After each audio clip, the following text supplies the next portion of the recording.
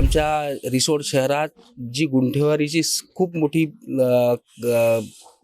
समस्या आहे, त्यामध्ये प्रामुख्याने आमचा जो झोपडपट्टी एरिया म्हणजे जिजाऊ नगर, माणुसकी नगर, पठाडे नगर आणि ह्या अंतर्गत मध्ये गजानन नगरमध्ये अशा बऱ्याचशा विकास गुंठेवारीच्या प्रलंबित योजना आज आम्ही माननीय श्री बावनकुळे साहेब महसूल मंत्री हे आज येत आहेत सभेला 1 वाजता त्या प्रमुख त्यांच्या समोर मांडणार आहे. जे महायुतीचे आपले जे सरकार आहे त्यांची सर्वात जास्त म्हणजे महिलांसाठीच त्यांची काम करण्याची इच्छा आहे. तर आपल्या ज्या शहरामध्ये मागास भाग आहे, स्लम एरिया आहे, तिथल्या महिलांना आम्ही रोजगार देण्याचा प्रयत्न करू आणि जो आपला स्लम एरिया आहे त्या एरियामध्ये विकास काम करण्याची आमच्या म्हणजे उमेदवाराची पुरेपूर इच्छा आहे. काय म्हणजे काही कामं राहिले का असं वाटतं तुम्हाला झाले पाहिजे ना आता पुढच्या 5 वर्षात होतील? हे आज पाण्याचा प्रश्न आहे. 6-6 दिवस पाणी येत नाही. हे घेऊन निधी आलेला आहे, मग याचं काम करायचं म्हणून भाजपला निवडून देणं आहे आपल्याला. हे दुसऱ्याकडे लक्ष घालण्यात काही महत्वच नाही. हो, याच्यासाठी भाजप पण भगवानराव त्याला आम्ही निवडून देणार.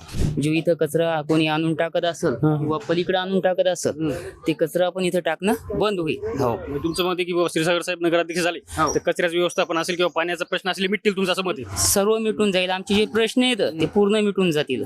भरपूर प्रश्न आहेत साहेब, भरपूर प्रश्न आहेत. बऱ्याच दिवसापासून या नगर परिषदकडे कोणाचंही लक्ष नाहीये. पाण्याची समस्या आहे. 15 दिवसातून 10 दिवसातून एकदा नळ येतात. कचरा संचालन व्यवस्थित नाहीयेत. रहदारीचा प्रॉब्लेम इतका मोठा आहे रिसोडमध्ये की भर रस्त्यामध्ये तुम्ही वाढलेला अतिक्रमण पहा, जागोजागी असणारे गुरं पहा, असा बोकाळलेला भ्रष्टाचार, अव्यवस्थितपणा. मला तर वाटते पहिली नगर परिषद असेल की एवढा अव्यवस्थितपणा या ठिकाणी आहे. 25 साल हो गए यहाँ आने को, ना नाली है ना रोड है, खंबे ये 2 साल से आए हुए है, कुछ भी नहीं था. 25 साल से भी कुछ नहीं हुआ. कुछ नहीं था.